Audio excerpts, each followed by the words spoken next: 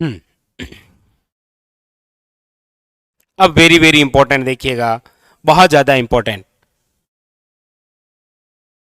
इन सभी को एक ही साथ में लिखते हैं, आप कमेंट करिएगा।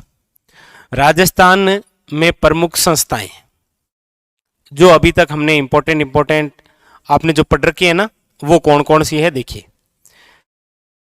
सबसे इंपॉर्टेंट ये रही आपके राजस्थानी भाषा साहित्य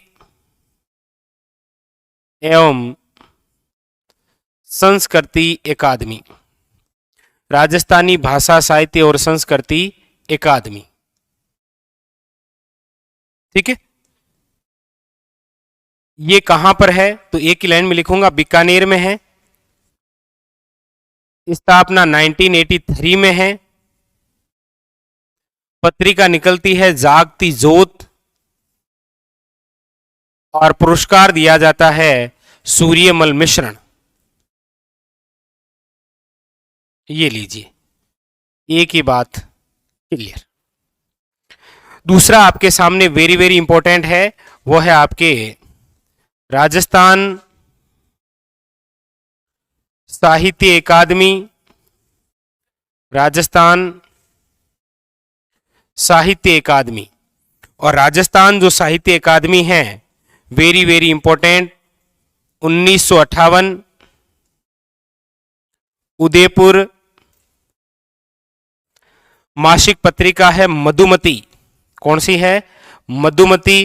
और पुरस्कार है मीरा पुरस्कार।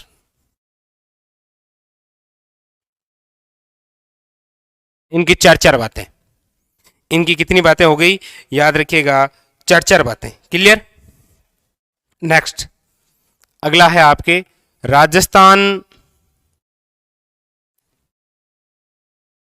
ललित कला अकादमी। राजस्थान ललित कला अकादमी। और राजस्थान जो ललित कला अकादमी है, ये स्थापित है आपके 1957 जयपुर। आप कहेंगे जवाहर कला केंद्र भी है, बिल्कुल, ये लीजिए जवाहर कला केंद्र। और जवाहर कला जो केंद्र है, ये भी है आपके 1993 जयपुर। एक है आपके रविंद्र मंच। रविंद्र जो मंच है, ये है आपके 1963 जयपुर। आप कहेंगे राजस्थान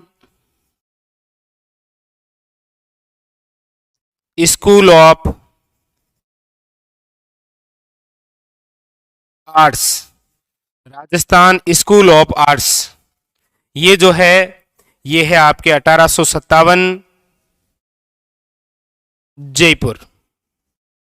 ये भी कहां पर है याद रखिएगा, जयपुर। लेकिन किस शासक के समय है तो आप कहेंगे सर कोष्टक में सवाई राम सिंह सेकंड। ये तीनों बहुत ज्यादा इंपॉर्टेंट है, याद रखिएगा, कई बार पूछी जाती है आपके एग्जाम के लिए, बहुत ज्यादा इंपॉर्टेंट, वेरी वेरी इंपॉर्टेंट। ठीक है, याद रखिएगा। ठीक है, नेक्स्ट आगे है आपके राजस्थान संगीत। राजस्थान संगीत नाटक अकादमी। राजस्थान संगीत नाटक जो अकादमी है, ये है आपके 1957 जोधपुर। अब यहां से याद रखना, देखो संगीत नाटक अकादमी कहां है, आप कहेंगे जोधपुर। भाषा साहित्य और संस्कृति अकादमी कहां है, बीकानेर में। केवल साहित्य अकादमी कहां पर है, उदयपुर के अंदर। ललित कला अकादमी कहां पर है, जयपुर में। ठीक है, अगली है आपके अरबी फारसी। अरबी फारसी शोध संस्थान और अरबी फारसी जो शोध संस्थान है आपके, वो कहां पर है? तो याद रखिएगा ये है आपके 1978 टोंक, 1978 टोंक के अंदर। आप कहेंगे एक वो भी तो है 1908 के अंदर स्थापित है, कौन सा? Rajputana museum, Rajputana museum. ये जो राजपुताना म्यूजियम है ये आपके कहां पर है? तो याद रखिएगा अजमेर। कहां पर है? अजमेर। एक आप कहेंगे भारतीय लोक कला मंडल, और भारतीय जो लोक कला मंडल है 1952 के अंदर, ये कहां पर है? उदयपुर में। आप कहेंगे सर उदयपुर के अंदर तो ये भी तो है, कौन सा? पश्चिमी क्षेत्र सांस्कृतिक केंद्र, पश्चिमी क्षेत्र सांस्कृतिक केंद्र, ये भी कहां पर है? तो याद रखिएगा उदयपुर। ये भी कहां पर है? उदयपुर। आप कहेंगे ऐसे तो सरस्वती भंडार भी तो उधर ही है, बिल्कुल सही है। सरस्वती भंडार किधर है? तो सरस्वती भंडार है आपके उदयपुर में। सरस्वती भंडार है तो आया पोती खाना, पोती खाना भी तो आपके कहां पर है? याद रखिएगा जयपुर में। आप कहेंगे सर फिर तो वो भी तो आ गया, कौन सा? तो कहेंगे मान पुस्तकालय, मान पुस्तकालय लिख दूं डायरेक्ट ही। ये आपके जोधपुर के अंदर मानसिंह के समय। आप कहेंगे सर जोधपुर की 2-3 संस्थाएं और रह गई, बिल्कुल सही है। जोधपुर की संस्थाएं रह गई है, एक तो आपके देखिए नाम लिख देता हूं, एक तो है रूपायन संस्थान, रूपायन संस्थान है बोरुंदा, बोरुंदा जोधपुर। एक है आपके राजस्थान प्राच्य विद्या प्रतिष्ठान, राजस्थान प्राच्य विद्या प्रतिष्ठान, ये भी तो आपके कहां पर है? याद रखिएगा जोधपुर। ये भी कहां पर है? याद रखिएगा जोधपुर। एक ये भी याद रखिएगा राजस्थान हिंदी ग्रंथ अकादमी, तो याद रखिएगा राजस्थान हिंदी ग्रंथ जो अकादमी है ये है आपके कब? 1969 के अंदर। याद रखिएगा जयपुर। आप कहेंगे सर इसके 10 साल बाद में कौन सी संस्था? तो राजस्थान उर्दू ग्रंथ अकादमी, राजस्थान उर्दू ग्रंथ अकादमी, ये है आपके 1979, 1979। वेरी वेरी इंपॉर्टेंट, याद रखिएगा एग्जाम के लिए बहुत ज्यादा इंपॉर्टेंट। ठीक है, क्लियर है? आप कहेंगे सर एक बीकानेर में राजस्थानी भाषा साहित्य संस्कृति अकादमी तो हो गई, लेकिन राजस्थान राज्य अभिलेखागार, बिल्कुल सही है, वो भी कहां पर है? आपके बीकानेर के अंदर। राजस्थान राज्य अभिलेखागार, ये आपके कहां पर है? याद रखिएगा बीकानेर के अंदर। ठीक है। आप कहेंगे सर अल्बर्ट म्यूजियम तो हुआ ही नहीं अभी, बिल्कुल सही बात है आपकी, अल्बर्ट म्यूजियम ये लीजिए, अल्बर्ट म्यूजियम। अल्बर्ट म्यूजियम भी तो पढ़ा था हमने 1876 के अंदर, किसके समय? याद रखिएगा राम सिंह सेकंड। आप कहेंगे सर इसके वास्तुकार कौन थे? याद रखिएगा स्टीवन जेकब। आप कहेंगे सर एक वास्तुकार और पढ़ा था, बिल्कुल सही है, जवाहर कला केंद्र के जो वास्तुकार हैं वो कौन है? याद रखिएगा Charles Korea. Charles Korea Jawahar कला केंद्र के क्या हैं? वास्तुकार। क्या है? याद रखिएगा वास्तुकार। ठीक है। आप कहेंगे सर इसमें से ये तो आपने बताया नहीं कि वार म्यूजियम कहां पर है, तो वार जो म्यूजियम है, वार जो म्यूजियम है ये आपके कहां पर है?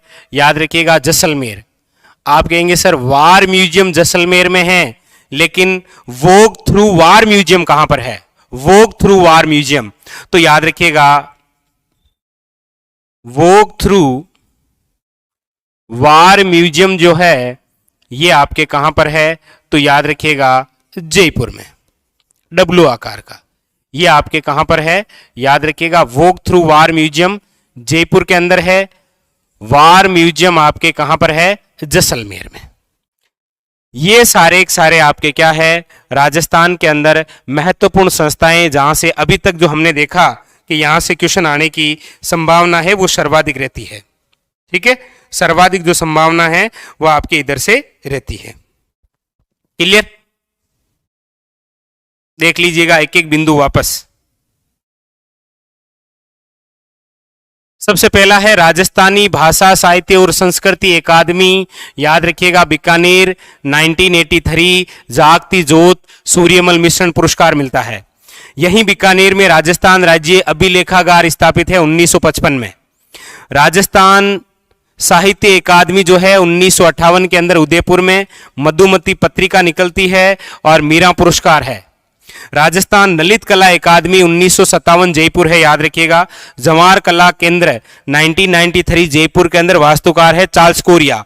रविंद्र मंच 1963 जयपुर के अंदर। राजस्थान स्कूल ऑफ आर्ट्स यानी जिसे बोलते हैं मदरसा ए हुंदरी, याद रखिएगा मदरसा ए हुंदरी, ये आपके कहां पर, जयपुर में 1857, याद रखिएगा। और इसके अलावा राजस्थान संगीत नाटक अकादमी 1957 जोधपुर। इसके अलावा रूपायन संस्थान पूछे कौन सी, कोमल कोठारी वाली रूपायन संस्थान कौन सी, कोमल कोठारी बोरुंदा जोधपुर। राजस्थान प्राच्य विद्या प्रतिष्ठान, याद रखिएगा जोधपुर। वार म्यूजियम रहा आपके जैसलमेर। अरबी फारसी शोध संस्थान टोंक 1978। 1908 के अंदर राजपुताना म्यूजियम अजमेर। भारतीय लोक कला मंडल जोधपुर के अंदर। राजस्थान पश्चिमी क्षेत्र सांस्कृतिक केंद्र कहां पर है, याद रखिएगा उदयपुर। ये पूरे भारत में 7 ही हैं जिनमें हमारे एक भी है। सरस्वती भंडार उदयपुर, पोतीखाना जयपुर, मान प्रकाश पुस्तकालय, याद रखिएगा जोधपुर के अंदर। और उसके अलावा राजस्थान हिंदी ग्रंथ अकादमी 1969 जयपुर और राजस्थान उर्दू ग्रंथ अकादमी 1979। ठीक है, याद रखिएगा। वॉक थ्रू वार म्यूजियम कहां पर है, जयपुर के अंदर। अल्बर्ट म्यूजियम 1876, याद रखिएगा। राम सिंह सेकंड कौन है भाई, राम सिंह सेकंड, जिसके वास्तुकार हैं स्टीवन जेकब। और एक याद रखिएगा ये, हाँ ये लीजिए, ये भी लिख देता हूं, रूपायन संस्थान बोरुंदा, ये लीजिए 1960। नाम भी लिख लीजिएगा, कोमल कोठारी, ये लो कोमल कोठारी, कोमल कोठारी।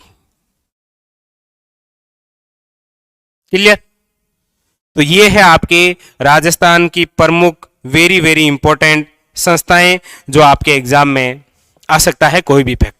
ये मेरा लिखने का उद्देश्य ये रहता है कि अच्छा कौन सा हरीशचंद्र वाला रह गया पुस्तकालय, और सुमेर आपके जोधपुर के अंदर, सरस्वती आपके उदयपुर के अंदर। ठीक है, तो ये लिखने का उद्देश्य ये रहता है कि आप जहां से भी पढ़ते हैं, जैसे भी पढ़ते हैं, सब अच्छा ही पढ़ते हैं, कोई दिक्कत नहीं है उसमें तो। लेकिन मेन चीज ये है कि आपने कैसे लिखा है और आपने इसको कैसे पढ़ा है। तो पहले तो आप बिल्कुल आराम से जहां से पढ़ रहे हैं वहां से बिल्कुल आराम से थ्योरी पढ़िए। उसके बाद में स्वयं आपको इस प्रकार के शॉर्ट नोट्स बनाने होते हैं, और मैं कहता हूं कि लगभग 50 पेज के अंदर पूरा जीके आ जाता है इस प्रकार से यदि बनाया जाए तो आपके अनुसार। ठीक है, हाँ चलिए ठीक है। तो ये आपके इंपॉर्टेंट मतलब मेरा यही उद्देश्य रहता है कि जिस टॉपिक के हमने एमसीक्यू कर लिए हैं उसके बाद में कितने सारे क्वेश्चन बने हैं उनसे संबंधित ये एक बार। ठीक, हाँ स्क्रीनशॉट ले लीजिए। अब मैं तो कहता हूँ स्क्रीनशॉट लीजिए, क्यों, ये आप कॉपी में लिखिए। देखिए मोबाइल में आज तक आपने सच सच बताना कितने सारे स्क्रीनशॉट ले रखे हैं, कितनी सारे पीडीएफ है आपके पास में, लेकिन क्या कभी खोल के देखते हैं? नहीं। पढ़ाई केवल किताबों से ही होगी, ये कंफर्म है। ठीक है, आप में से किसी को बुरा लगा हो तो वो तो ठीक है, उसके लिए तो सॉरी रहेगा, लेकिन हकीकत यही है। स्क्रीनशॉट ले लो, चाहे कितनी पीडीएफ पर डाउनलोड कर लो, पढ़ाई उससे नहीं होती है। ठीक है, वो स्क्रीनशॉट लेने का मतलब क्या हुआ पता है आपको? स्क्रीनशॉट लेने का मतलब यही हुआ कि अब ये याद नहीं करना है।